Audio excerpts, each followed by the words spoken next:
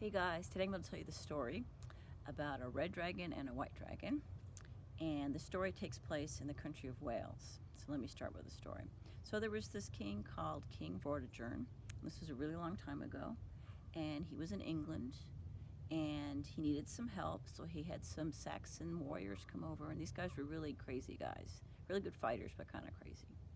So they came over and they helped him defeat the people he wanted to defeat, and then they wouldn't leave. And they're really crazy and dangerous. And so he ran away, and he ran away to the country of Wales.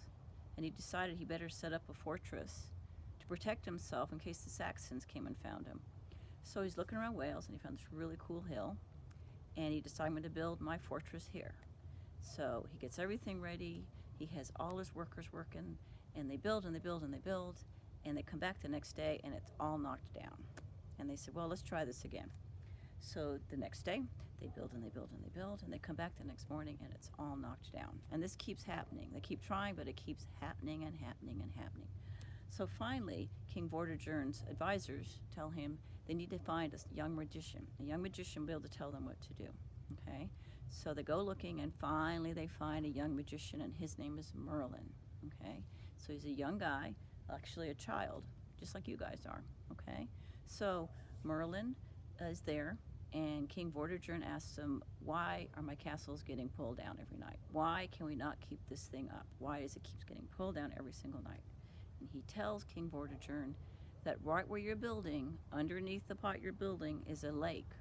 And inside the lake are these two dragons, a red dragon and a white dragon.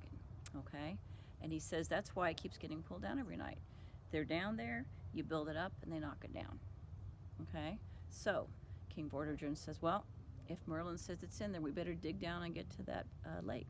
So they dig and they dig and they dig and they dig, and they do find a lake. There's a lake right where Merlin told them. Okay? So at this point, Merlin tells them to drain the lake so you can see the dragons. So they drain the lake, and there's a white dragon and a red dragon. Okay? Now, they get into a big, huge fight, these two dragons. And King Vortigern asks Merlin, what's going on with these dragons? Do they mean something other than that they're dragons? And he says, well, actually they do.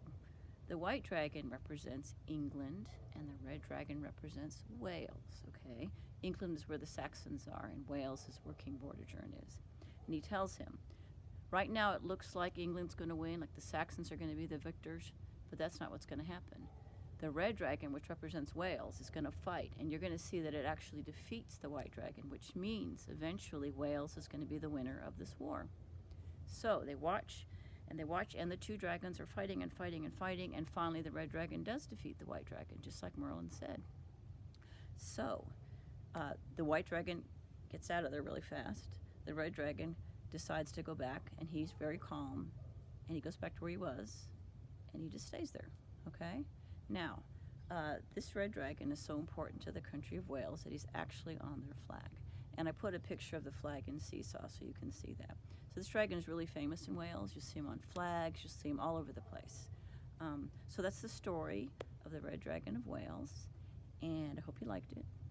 And on Thursday, I'll see you, and we'll do a craft about the red dragon and the white dragon. Okay? So I'll see you then. Bye.